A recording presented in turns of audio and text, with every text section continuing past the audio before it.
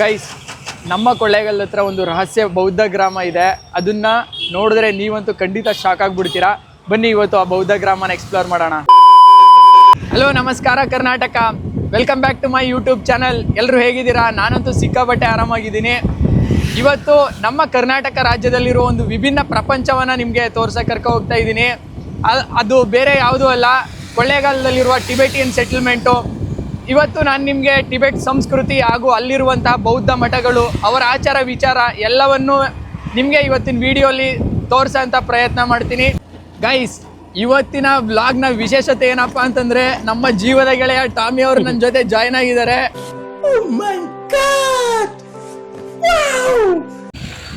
Guys, ಇವಾಗ ನಾನು ಕೊಳ್ಳೇಗಾಲ ಬಿಟ್ಟು ಮುಂದೆ ಬಂದಿದ್ದೀನಿ. ಇಲ್ಲಿ ನಿಮಗೆ ಬೈಪಾಸ್ ರೋಡ್ ಸಿಗುತ್ತೆ. ಇದು ಮಲೆ ಮಹದೇಶ್ವರ ಬೆಟ್ಟಕ್ಕೆ ಹೋಗೋಂಥ ರೋಡು. ಇಲ್ಲಿ ನಾವು ರೈಟ್ ತಗೋಬೇಕಾಗುತ್ತೆ. ರೈಟ್ ತಗೊಂಡು ಒಂದಷ್ಟು ದೂರ ಹೋಯ್ತಾ ಇದ್ದಂಗೆ ಒಡೆಯರ್ಪಾಳ್ಯದು ರೋಡ್ ಸಿಗುತ್ತೆ. ಅದನ್ನು ನಿಮಗೆ ತೋರಿಸ್ತೀನಿ ಆ ರೋಡ್ ಬಂದಾಗ. ಸದ್ಯಕ್ಕೆ ಇದು ಮಹದೇಶ್ವರ ಬೆಟ್ಟ ಟು ಕೊಳ್ಳೇಗಾಲ ಬೈಪಾಸ್ ರೋಡು. ನೋಡಿ, ಇವಾಗ ಹೊಸ್ದಾಗಿ ರೋಡ್ ಆಗಿರೋಂಥದ್ದು. ಚೆನ್ನಾಗಿ ರೋಡ್ ಮಾಡಿದ್ದಾರೆ.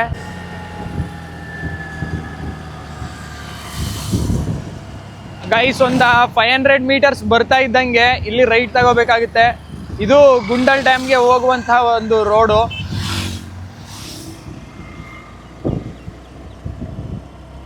ನಾವು ಮುಂಚೆ ಎಲ್ಲ ಬಂದಾಗ ಈ ರೋಡ್ ರೆಡಿ ಮಾಡಿರಲಿಲ್ಲ. ನೋಡೋಣ ಇವಾಗ ಹೇಗಿದೆ ರೋಡು ಅಂತ.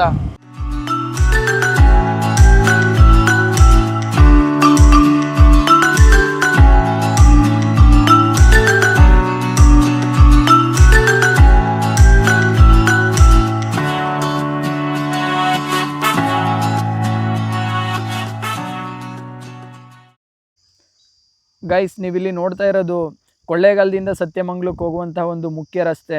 ನೀವಿಲ್ಲಿ ನೋಡ್ಬೋದು, ಈ ರೋಡಂತೂ ಕಂಪ್ಲೀಟ್ ಹಾಳಾಗೋಗಿದೆ. ವೆಹಿಕಲ್ಗಳು ಓಡಾಡೋಕ್ಕೆ ತುಂಬ ಕಷ್ಟ ಆಗ್ತಿದೆ. ಇನ್ಫ್ಯಾಕ್ಟ್ ಬೈಕಲ್ಲೇ ನನಗೆ ಇಷ್ಟು ತೊಂದರೆ ಆಗ್ತಿದೆ, ಇನ್ನು ಕಾರು ಮತ್ತು ಹೆವಿ ವೆಹಿಕಲ್ಸ್ಗೆಲ್ಲ ಎಷ್ಟು ಸಮಸ್ಯೆ ಆಗ್ಬೋದು. ಈ ಸೈಡ್ ಇರುವಂತಹ ಜನರು ತುಂಬ ಜನ ಕೊಳ್ಳೇಗಾಲಕ್ಕೆ ಓಡಾಡ್ತಾರೆ, ಲೈಕ್ ವರ್ಕಿಂಗ್ ಅವರು ಮತ್ತು ಸ್ಟೂಡೆಂಟ್ಸ್ಗಳೆಲ್ಲ. ಅಂಥವ್ರಿಗೆ ತುಂಬ ತೊಂದರೆ ಆಗ್ತಾ ಇದೆ. ಸಂಬಂಧಪಟ್ಟಂತಹ ಶಾಸಕರು ಈ ರೋಡ್ನ ಆದಷ್ಟು ಬೇಗ ರೆಡಿ ಮಾಡಿಸ್ಕೊಟ್ರೆ ಇಲ್ಲಿ ಓಡಾಡುವಂಥ ಜನರಿಗೆ ತುಂಬ ಅನುಕೂಲ ಆಗುತ್ತೆ. ಗೈಸ್, ಕೆಲವೊಂದು ಸಲ ಹೇಳ್ತಾರಲ್ಲ, ನಾವು ಹೋಗ್ತಾ ಇರೋ ಜಾಗಕ್ಕಿಂತ ಹೋಗ್ತಾ ಇರೋ ದಾರಿನೇ ಸೂಪರ್ ಆಗಿರುತ್ತೆ ಅಂತ. ಮೋಸ್ಟ್ಲಿ ಇಂಥ ರೋಡ್ಗಳು ನೋಡಿ ಅದನ್ನು ಹೇಳಿರಬೇಕು ಅಂತ ಅನ್ಸುತ್ತೆ.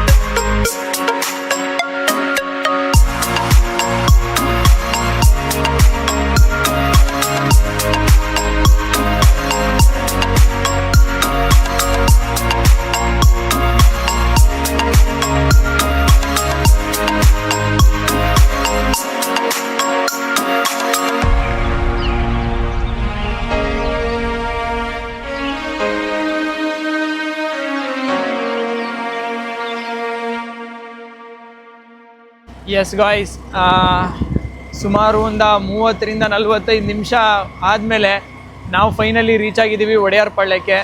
ನೋಡಿ, ಇಲ್ಲಿ ಒಳಗೆ ಹೋದರೆ ಟಿಬೆಟಿಯನ್ ಸೆಟಲ್ಮೆಂಟ್ ಇರೋದು. ಇಲ್ಲಿ ನೋಡ್ಬೋದು ನೀವು ಎಷ್ಟು ಸಗತ್ತಾಗಿ ಒಂದು ಮುಖ್ಯ ದ್ವಾರನ ಬಿಲ್ಡ್ ಮಾಡಿದ್ದಾರೆ. ಎಸ್, ನೋಡಿ ಗೈಸ್, ಇದೇನೇ ಇಲ್ಲಿನ ಒಂದು ಮೇನ್ ಬಾಗಿಲು. ಇಲ್ಲಿ ನೋಡ್ಬೋದು ಇವರು ಇಲ್ಲಿ ಇರುವಂಥ ಒಂದೊಂದು ಪ್ಲೇಸ್ಗಳನ್ನ ಯಾವ ಥರ ಹೆಸರು ಇಟ್ಕೊಂಡಿದ್ದಾರೆ ಅಂತ. T village, S village, V village, Q village, Tana monastery ಅಂತ. ಬನ್ನಿ ಇವತ್ತು ಎಷ್ಟಾಗುತ್ತೋ ಅಷ್ಟು ಪ್ಲೇಸಸ್ನ ಇದ್ರೊಳಗೋಗಿ ಕವರ್ ಮಾಡೋಣ. ಗೈಸ್, ನೀವಿವಾಗ ಅನ್ಕೋತಾ ಇರ್ಬೋದು, ಈ ಟಿಬೆಟಿಯನ್ಸು ನಮ್ಮ ಕೊಳ್ಳೇಗಾಲಕ್ಕೆ ಹೇಗೆ ಬಂದಿದ್ದಾರಪ್ಪ ಅಂತ. 1959ನೇ ಇಸ್ವಿಲಿ ಟಿಬೆಟ್ನ ರಾಜಕೀಯ ಪರಿಸ್ಥಿತಿ ಕಾರಣ ಸಾವಿರಾರು ಟಿಬೆಟಿಯನ್ ಜನರು ಭಾರತಕ್ಕೆ ಬರ್ತಾರೆ. ಭಾರತ ಸರ್ಕಾರ ಮತ್ತು ಅಂದಿನ ಪ್ರಧಾನಮಂತ್ರಿಯಾಗಿದ್ದಂಥ ಪಂಡಿತ್ ಜವಾಹರಲಾಲ್ ನೆಹರು ಅವರು ಈ ಟಿಬೆಟಿಯನ್ಸ್ಗೆ ಆಶ್ರಯ ನೀಡ್ತಾರೆ. ಅವರಿಗಾಗಿ ಕರ್ನಾಟಕದ ತುಂಬ ಭಾಗಗಳಲ್ಲಿ ವಸತಿ ಪ್ರದೇಶಗಳನ್ನ ನಿರ್ಮಿಸಿಕೊಡಲಾಗುತ್ತೆ. ಅವುಗಳಲ್ಲಿ ಒಡೆಯರ್ಪಾಳ್ಯದ ಈ ಟಿಬೆಟಿಯನ್ ಸೆಟಲ್ಮೆಂಟ್ ಕೂಡ ಒಂದಾಗಿರುತ್ತೆ. ಇಂದು ಸಾವಿರಾರು ಟಿಬೆಟಿಯನ್ ಜನರು ಇಲ್ಲಿ ವಾಸಿಸ್ತಾ ಇರ್ತಾರೆ. ತಮ್ಮ ಸಂಸ್ಕೃತಿ, ಭಾಷೆ ಹಾಗೂ ಧಾರ್ಮಿಕ ಪರಂಪರೆಯನ್ನು ಇನ್ನೂ ಉಳಿಸ್ಕೊಂಡು ಬಂದಿದ್ದಾರೆ. ಗೈಸ್, ನೀವಿಲ್ಲಿ ನೋಡ್ತಾ ಇರ್ಬೋದು, ಇದು ತಾನಾ ಮೊನೆಸ್ಟ್ರಿ ಅಂತ. ಈ ತಾನಾ ಮೊನೆಸ್ಟ್ರಿನ 1975ನೇ ಇಸ್ವಿಲಿ ನಿರ್ಮಾಣ ಮಾಡಲಾಗುತ್ತೆ. ಇದು ಎಲ್ಪೆ ಕಾಗ್ಯೋ ಪರಂಪರೆಯ ಟಿಬೆಟಿಯನ್ ಬೌದ್ಧ ಮಠವಾಗಿದೆ. ತಾಣಾ ತುಲ್ಕ ರಿಪೊಂಚೆ ಅವರು ಈ ಒಂದು ಮಠವನ್ನು ಸ್ಥಾಪನೆ ಮಾಡ್ತಾರೆ. ನೀವಿಲ್ಲಿ ನೋಡ್ತಾ ಇರ್ಬೋದು, ಒಳಗಡೆ ಬರ್ತಾ ಇದ್ದಂಗೆ ಒಂದು ಬುದ್ಧ ಸ್ಟ್ಯಾಚು ಇದೆ. ಇಲ್ಲಿ ನೋಡಿ, ತುಂಬ ಮಕ್ಕಳು ಇಲ್ಲಿ ಮಠದಲ್ಲಿ ಸೇವೆ ಮಾಡ್ತಾ ಇದ್ದಾರೆ. ಇಲ್ಲಿ ಬಂದು ಪ್ರೇಯರು ಕೂರೋಂಥವ್ರಿಗೆ ಸೀಟಿಂಗ್ ಅರೇಂಜ್ಮೆಂಟ್ ಕೂಡ ಇದೆ. ಒಟ್ಟಾರೆ ತುಂಬ ಚೆನ್ನಾಗಿ ಮೇಂಟೈನ್ ಮಾಡಿದ್ದಾರೆ. ನೀವಿಲ್ಲಿ ನೋಡ್ತಾ ಇರಬಹುದು, ಅವರ ಗುರುಗಳ ಫೋಟೋಗಳನ್ನ ಕೂಡ ಇಲ್ಲಿ ಇಟ್ಟಿದ್ದಾರೆ ಫ್ರೆಂಡ್ಸ್.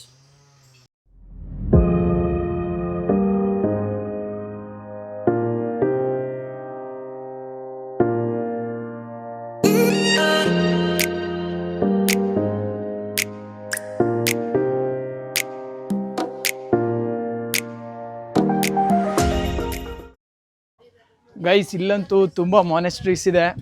ಅದರಲ್ಲಿ ಇವಾಗ ನಾನು ಇನ್ನೊಂದು ಮಾನೆಸ್ಟ್ರಿ ಕಡೆ ಬಂದಿದ್ದೀನಿ. ಗೈಸ್, ನೀವಿಲ್ಲಿ ನೋಡ್ತಾ ಇರುವ ಈ ಬಿಳಿ ಗೋಪುರಗಳಂತಿರುವ ಕಟ್ಟಡಗಳನ್ನು ಸ್ತೂಪ ಅಥವಾ ಟಿಬೆಟಿಯನ್ ಭಾಷೆಯಲ್ಲಿ ಚೋರ್ಟನ್ ಅಂತ ಕರೀತಾರೆ. ಬೌದ್ಧ ಧರ್ಮದಲ್ಲಿ ಇವು ಅತ್ಯಂತ ಪವಿತ್ರವಾದ ಸ್ಮಾರಕಗಳು. ಸ್ತೂಪದ ಕೆಳಭಾಗ ಭೂಮಿಯನ್ನು, ಮಧ್ಯಭಾಗ ನೀರನ್ನು, ಮೇಲಿನ ಗೋಪುರಾಕಾರದಲ್ಲಿರುವ ಭಾಗ ಅಗ್ನಿ ಮತ್ತು ಆತ್ಮೀಯತೆಯ ಪ್ರಗತಿಯನ್ನು ಸೂಚಿಸುತ್ತದೆ. ಸಂಪೂರ್ಣ ಸ್ತೂಪವು ಬುದ್ಧನ ಜ್ಞಾನೋದಯಗೊಂಡ ಮನಸ್ಸಿನ ಪ್ರತೀಕವಾಗಿದೆ. ಆದ್ದರಿಂದ ಭಕ್ತರು ಇವುಗಳ ಸುತ್ತ ಪ್ರದಕ್ಷಿಣೆ ಹಾಕಿ ಪ್ರಾರ್ಥನೆ ಸಲ್ಲಿಸ್ತಾ ಇರ್ತಾರೆ.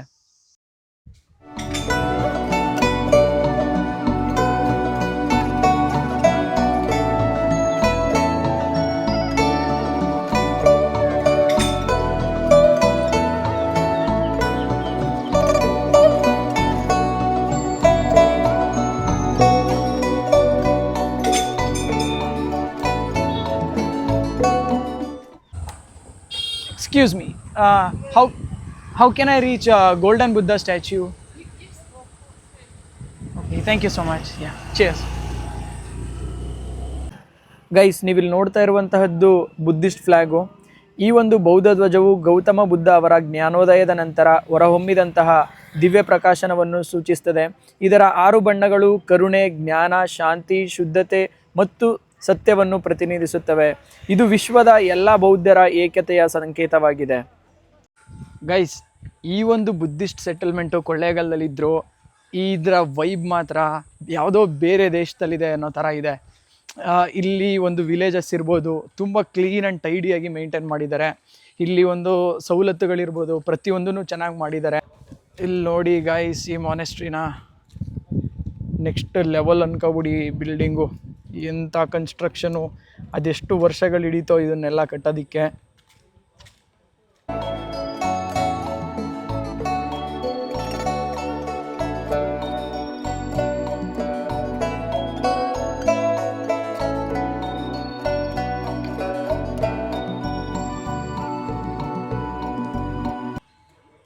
ಗೈಸ್, ನೀವಿಲ್ಲಿ ನೋಡ್ಬೋದು, ಇದನ್ನು ಇವರು ವರ್ಷಿಪ್ಗೆ ಬಳಸ್ತಾರಂತೆ. ಇಲ್ಲೇ ಇದು ಪೂಜೆ ಎಲ್ಲ ನಡೆಯುತ್ತೆ. ಆ ಸಂದರ್ಭದಲ್ಲಿ ಈ ಒಂದು ವಿಗ್ರಹಗಳನ್ನ ಯೂಸ್ ಮಾಡ್ತಾರೆ. ನೋಡಿ, ಬ್ರದರ್ ಏನೇನೋ ರೆಡಿ ಮಾಡ್ತಾ ಇದ್ದಾರೆ. ಗೈಸ್, ನಾನಿವಾಗ ಎಂಟ್ರಿ ಆಗ್ತಾ ಇದ್ದೀನಿ ಝೋಗ್ಚೆನ್ ಮಾನೆಸ್ಟ್ರಿ ಒಳಗೆ. ನೋಡಿ ಗೈಸ್, ಇದೇನೆ ಝೋಗ್ಚೆನ್ ಮಾನೆಸ್ಟ್ರಿ. ಇದ್ರೊಳಗೆ ಬರ್ತಾ ಇದ್ದಂಗೆ ಒಂಥರ ಏನೋ ಪಾಸಿಟಿವ್ ವೈಬ್ ಫೀಲ್ ಆಗ್ತಾ ಇದೆ. ಇಲ್ಲಿ ನೋಡ್ತಾ ಇರ್ಬೋದು ನೀವು, ಇದು ಗೌತಮ ಬುದ್ಧ ಅವರ ಸ್ಟ್ಯಾಚು. ಈ ಸ್ಟ್ಯಾಚ್ಯೂದು ವಿಶೇಷತೆ ಏನಪ್ಪ ಅಂತಂದರೆ, ಈ ಸ್ಟ್ಯಾಚ್ಯೂದು ಕಂಪ್ಲೀಟ್ ಹೆಡ್ಡನ್ನು ಚಿನ್ನದಿಂದಲೇ ಮಾಡಿರುವಂಥದ್ದು. ಇಲ್ಲಿ ನೋಡಿ, ಸ್ಟ್ಯಾಚ್ಯೂನ ಏನು ಸಖತ್ತಾಗಿ ಮಾಡಿದ್ದಾರೆ. ಒಂದು ಡೀಟೇಲಿಂಗ್ ನೀವು ನೋಡ್ತಾ ಇರ್ಬೋದು, ಅದ್ಭುತವಾಗಿದೆ ಅಂತ ಅಂದ್ಕೊಳ್ಳಿ. ಇಲ್ಲಿ ನೋಡ್ತಾ ಇರ್ಬೋದು ಏನು ಸಖತ್ತಾಗಿ ಎಲ್ಲನೂ ಅರೇಂಜ್ಮೆಂಟ್ ಮಾಡಿದ್ದಾರೆ. ಇಲ್ಲಿ ನೋಡಿ ಯಾವ ರೀತಿ ಡೆಕೋರೇಟ್ ಮಾಡಿದ್ದಾರೆ ಅಂತ. ನಂತರ ಇಲ್ಲಿ ಬರುವಂತಹ ಒಂದು ಭಕ್ತಾದಿಗಳಿಗೆ ಸೀಟಿಂಗ್ ಅಂತೂ ತುಂಬ ಚೆನ್ನಾಗಿದೆ. ನಾನು ಒಂದು ಸ್ವಲ್ಪ ಹೊತ್ತು ಇಲ್ಲಿ ಕೂತಿದ್ದೆ, ಸಖತ್ ಪೀಸ್ಫುಲ್ ಅಂತ ಅನಿಸ್ತು. ನೀವೇನಾದರೂ ವಿಸಿಟ್ ಮಾಡಿದಾಗ ನೀವು ಇಲ್ಲಿ ಸ್ವಲ್ಪ ಟೈಮ್ ಸ್ಪೆಂಡ್ ಮಾಡಿ. ಒಂಥರ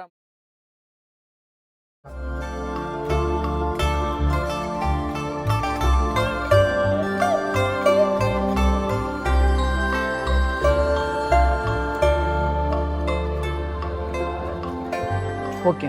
ಹಲೋ ಮ್ಯಾಮ್.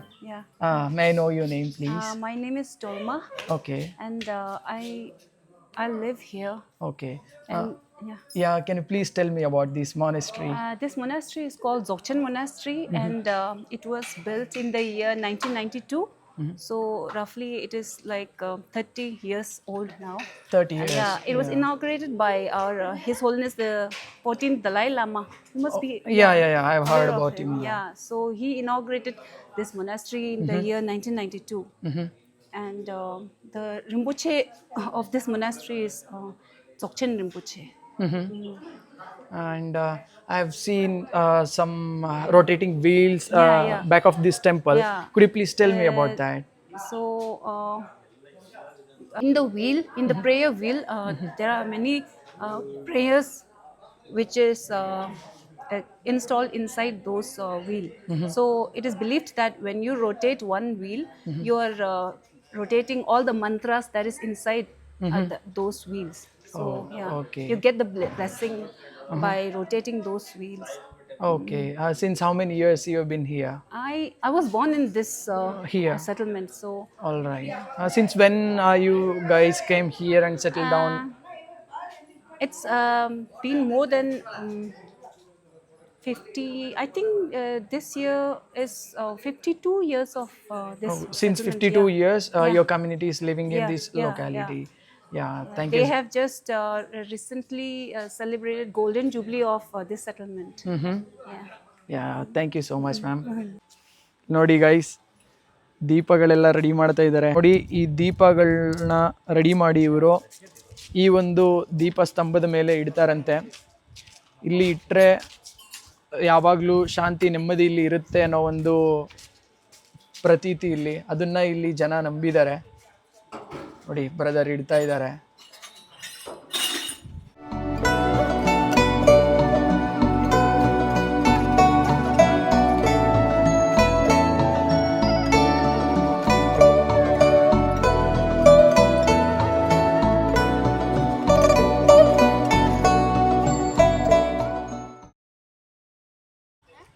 ಗೈಸ್, ಇವತ್ತಿನ ಪ್ರಯಾಣ ನನಗೆ ಒಂದು ವಿಷಯನ ಕಲಿಸ್ತು. ನಮಗೆ ಎಷ್ಟೇ ಗದ್ದಲಗಳಿದ್ರೂ ಇಂಥ ಒಂದು ಪ್ಲೇಸ್ಗಳನ್ನ ನಾವು ವಿಸಿಟ್ ಮಾಡಬೇಕು. ಆವಾಗ ಸಿಗೋವಂಥ ಒಂದು ಪೀಸು ನೆಕ್ಸ್ಟ್ ಲೆವೆಲ್ ಅಂತ ಅಂದ್ಕೊಳ್ಳಿ. ಕರ್ನಾಟಕದ ಮಣ್ಣಿನಲ್ಲಿ ಬೆಳೆದಿರುವ ಈ ಪುಟ್ಟ ಟಿಬೆಟ್ ತನ್ನ ಶಾಂತಿ ಹಾಗೂ ಸಂಸ್ಕೃತಿಯ ಮೂಲಕ ತುಂಬ ಜನರ ಮನಸ್ಸನ್ನು ಗೆದ್ದಿದೆ. ಖಂಡಿತವಾಗ್ಲೂ ಇವತ್ತಿನ ವಿಡಿಯೋ ನಿಮಗೆ ಇಷ್ಟ ಆಗಿದೆ ಅಂತ ಅನ್ಕೋತೀನಿ. ಇಷ್ಟ ಆಗಿದರೆ ಲೈಕ್ ಮಾಡಿ, ಶೇರ್ ಮಾಡಿ. ಹಾಗೆ ಇನ್ನೂ ಯಾರು ನನ್ನ ಚಾನಲ್ಗೆ ಸಬ್ಸ್ಕ್ರೈಬ್ ಮಾಡಿಲ್ವೋ ಸಬ್ಸ್ಕ್ರೈಬ್ ಮಾಡ್ಕೊಳ್ಳಿ ಅಂತ ಹೇಳ್ತಾ ಇವತ್ತಿನ ವಿಡಿಯೋ ಮುಗಿಸ್ತಾ ಇದ್ದೀನಿ. ಜೈ ಹಿಂದ್, ಜೈ ಕರ್ನಾಟಕ ಮಾತೆ.